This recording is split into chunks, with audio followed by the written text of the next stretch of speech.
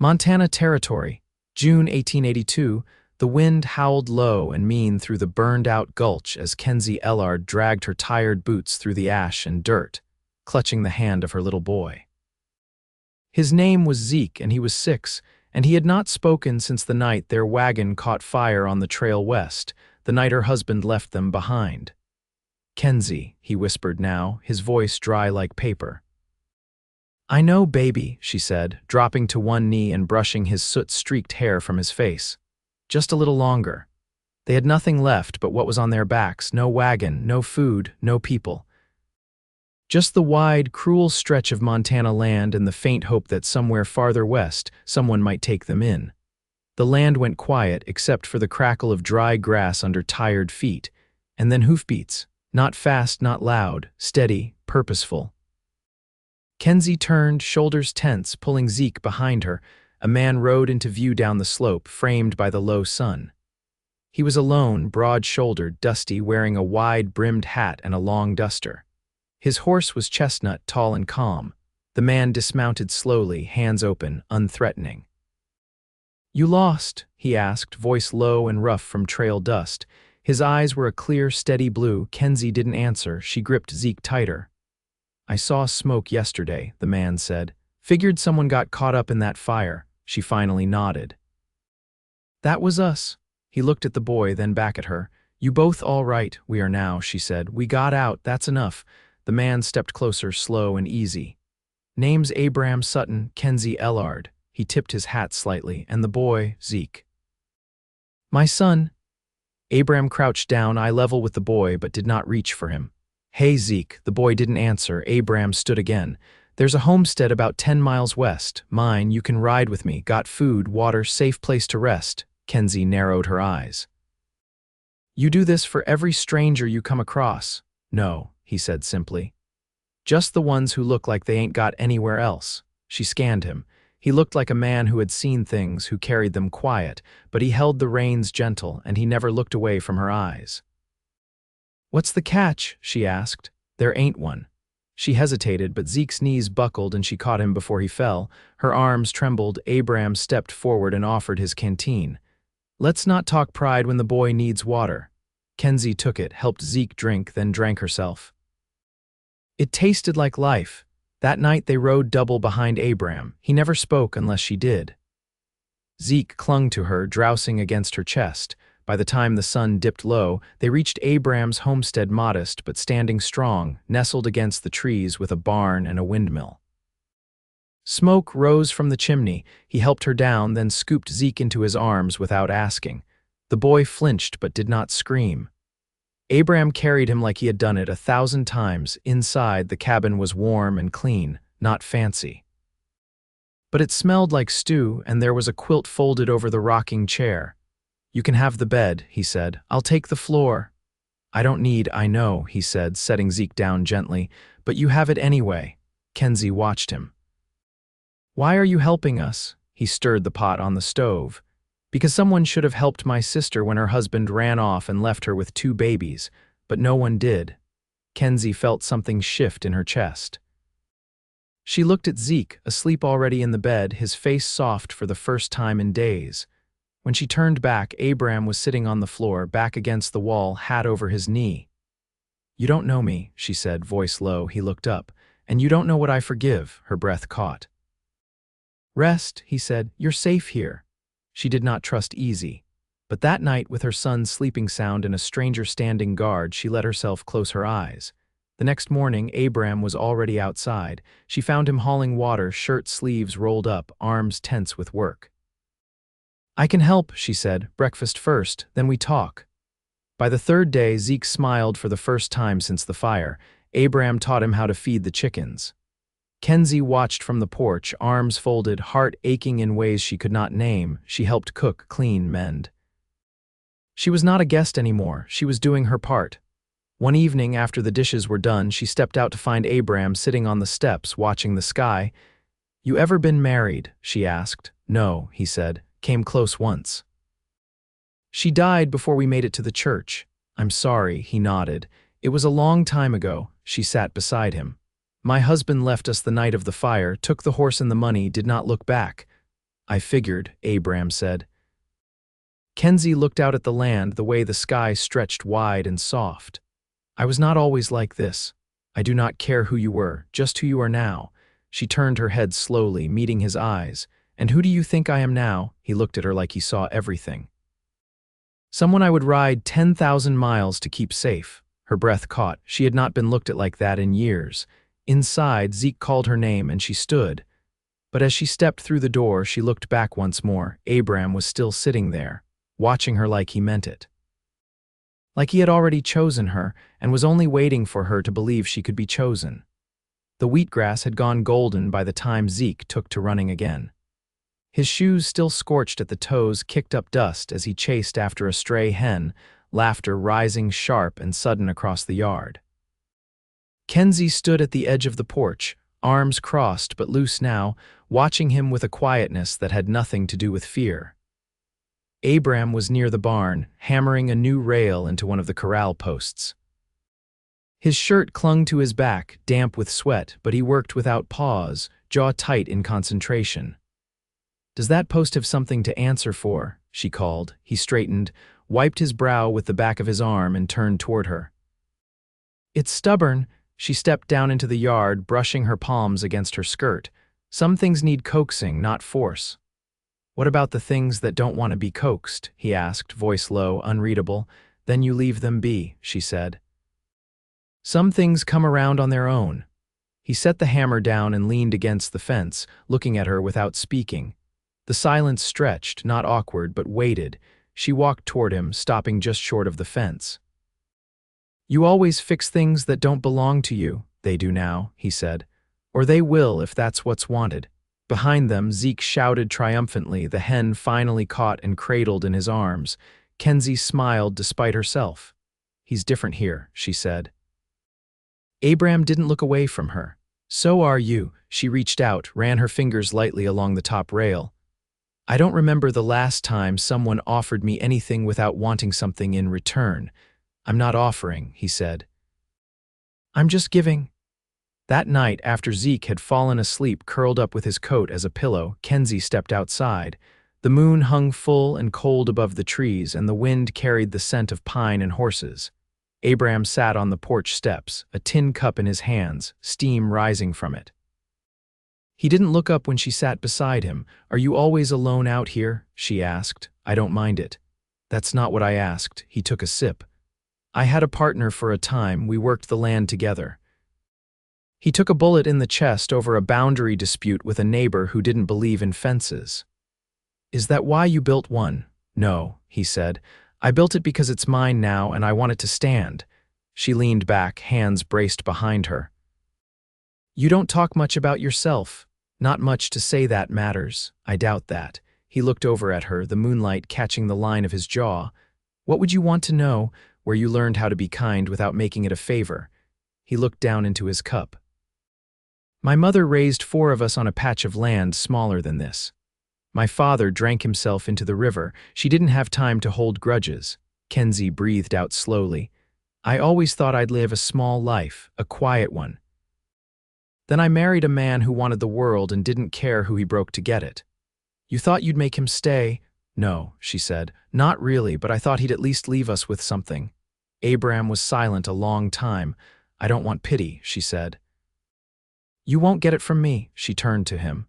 "Then what will I get?" His gaze met hers, steady and unflinching. "Whatever you decide to take."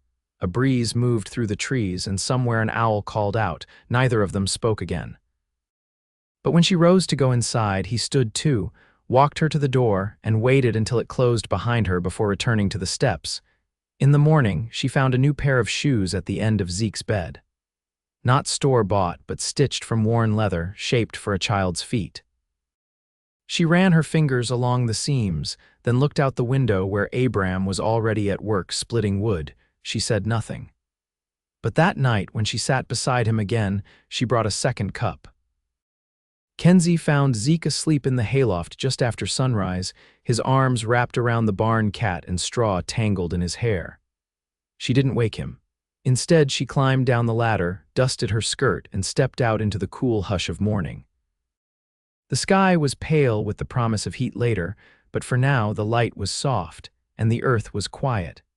Abram sat on a low stool near the smokehouse, sharpening a blade with measured strokes. The rasp of stone against steel was the only sound until she crossed the yard. "You teach all your guests how to butcher?" she asked, eyeing the carcass hanging from the hook. He didn't look up.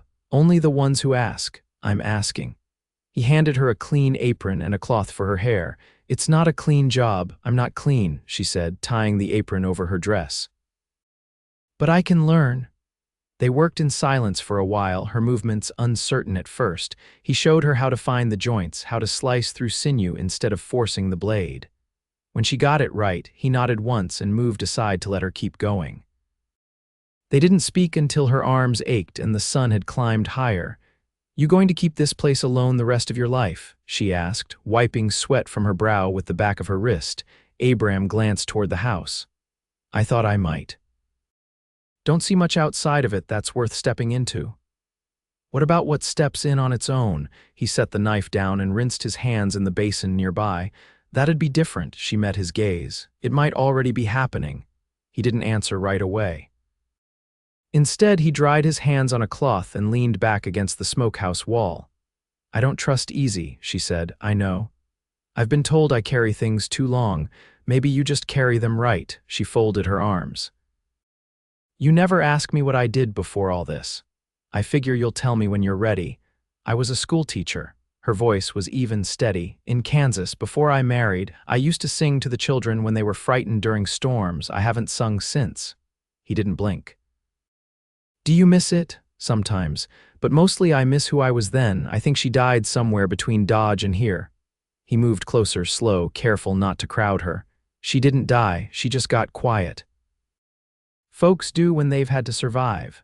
Kenzie looked down at her hands, still stained from the work. "What if she's gone for good?" "Then I'll take who's left," he said, voice low. "She's strong, she's sharp, she keeps her boy safe." "That's more than most." She looked up at him, and something in her chest loosened. "I've been angry a long time," she whispered. "I can wait until you're not," he said. She stepped closer.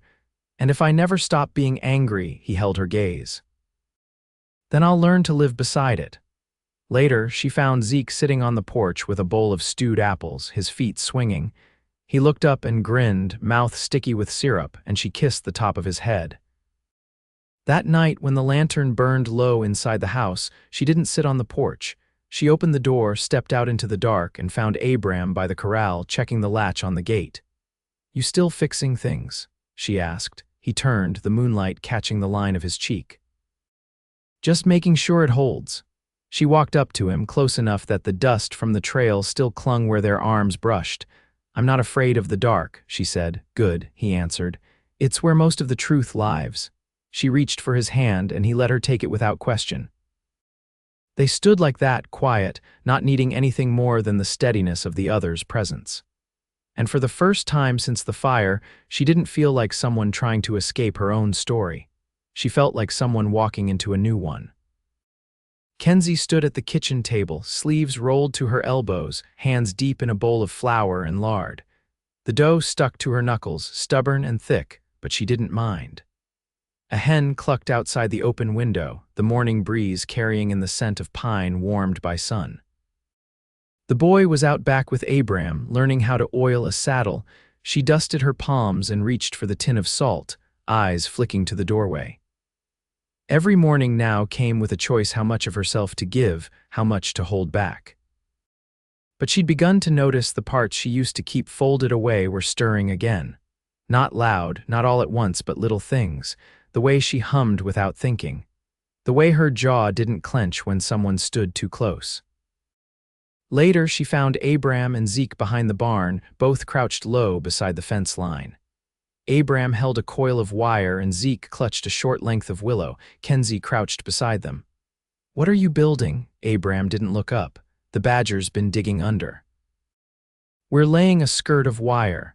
Zeke held up the willow. "He says we can bend it like a hook for the corners." Kenzie arched a brow. "Does he now?" Abram nodded once. "He's got a good eye." Zeke beamed, then knelt again, focused and sure.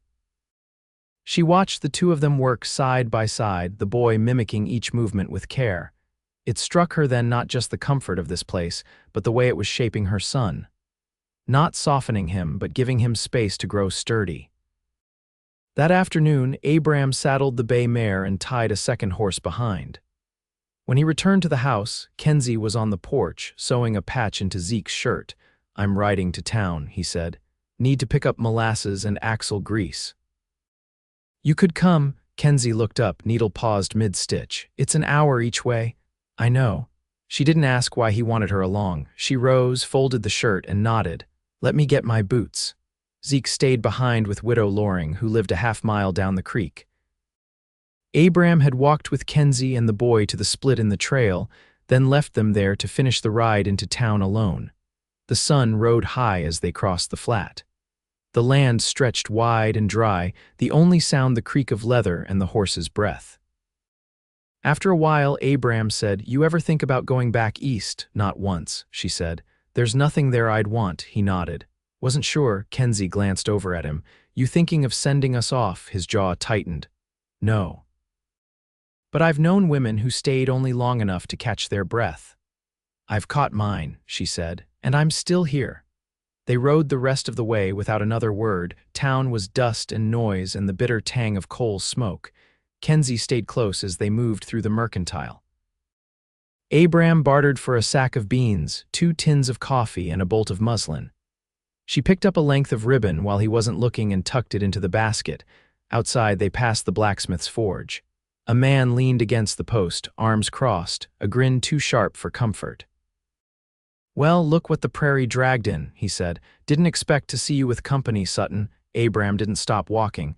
"Keep your teeth in your head, Mason." The man chuckled, but didn't follow. Kenzie waited until they were 2 blocks away. "Friend of yours, was," Abram said. Before he started selling fence line to both sides of a land feud. Kenzie didn't press. She didn't have to. She'd seen enough in the man's smile on the ride back. Clouds gathered low over the mountains. The wind shifted, heavy with the promise of rain. Without turning, Abram said, "You ever want to marry again?" Kenzie didn't answer right away. The horses walked slow, their hooves kicking up dry dust. "I don't know what I'd call it," she said at last, "but I want a life that's mine, not something I'm dragged through." He nodded once. "I wouldn't drag you." She looked over at him. "I know." They reached the house just before the first drops fell. Abram handed down the supplies and led the horses to shelter. Kenzie carried the goods inside, set them on the table, and lit the lantern. When he came through the door, rain dripping from the brim of his hat, she was waiting. "You forgot something," she said, holding out the ribbon. He took it, fingers brushing hers. "What's it for?" "A waist tie," she said. "Maybe a hair ribbon." He folded it once, then again, and set it carefully on the mantel.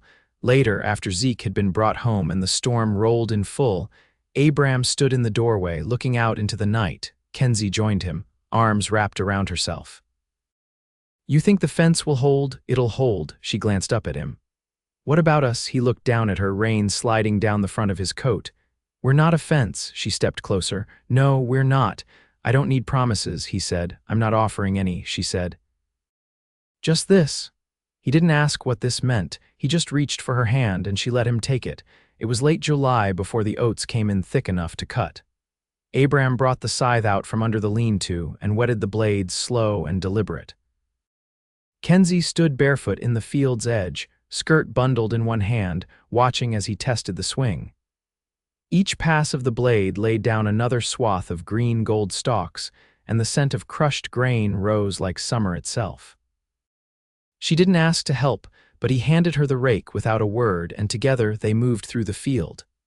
Zeke sat under the cottonwood nearby, carving a whistle from a branch Abram had given him that morning. The boy's legs were longer now, his hands more sure. The sun burned high before they stopped, sweat soaking the back of Kenzie's neck, her arms aching. Abram brought her a dipper of cool water and leaned against the fence post while she drank. "You ever think about staying here?" he asked. "I already am," she said without hesitation. He looked at her and the corner of his mouth lifted, not in jest, but like something settled for good. She lowered the dipper, set it on the fence, and wiped her palms on her skirt. "I was waiting for the land to feel like mine," she said, "but I think it's the people who make it so." He nodded. I'd hoped you'd see it." That evening, the light came in golden through the window, hitting the kitchen table where Kenzie stood kneading dough. The boy had gone to sleep early, worn out from the sun. Abram leaned in the doorway, arms folded, watching her hands work the flour. "I sent for the circuit preacher," he said. She looked up, stilling her hands. "What for?" "He comes through next week. Figured if you're willing, we could make things proper."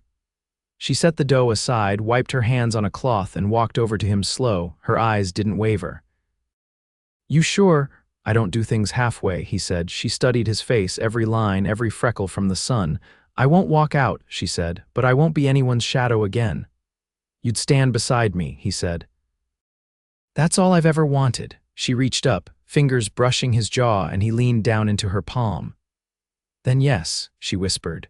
The preacher arrived 3 days later on a mule that looked older than the trail itself. He wore a collar rubbed thin and carried a leather Bible bound with twine. Kenzie wore a dress sewn from the muslin Abram had bought, and a ribbon tied at her waist that matched the one on the mantel. They stood under the cottonwood, just the three of them and the boy who clutched wildflowers in both hands, solemn as Sunday. The vows were brief, the air still, and when it was done, Abram bent low and kissed her like he meant to keep her safe for the rest of his years. That night they sat on the porch steps, lantern light flickering behind them, the boy asleep inside with the cat curled at his feet. Kenzie leaned her head against Abram's shoulder, her fingers twined with his. "I never thought I'd find this," she murmured. "I didn't think I deserved it," he said. They sat that way until the breeze shifted and the crickets began their song. No more questions, no more waiting. The land was quiet and it was theirs. Years passed. The fence held. The oats grew in thicker each season. Zeke learned to ride bareback and read by lamplight, teaching his younger sister her letters when she came along 2 springs later. Kenzie took up teaching again in the little room behind the church, and Abram built her a shelf for her books, carving her initials in the side with a sure hand. Every evening he walked her home, even when the sky turned to snow. And every morning she kissed him on the porch before he rode out to check the stock. They never left the homestead. They never needed to, and they never stopped choosing each other, not once.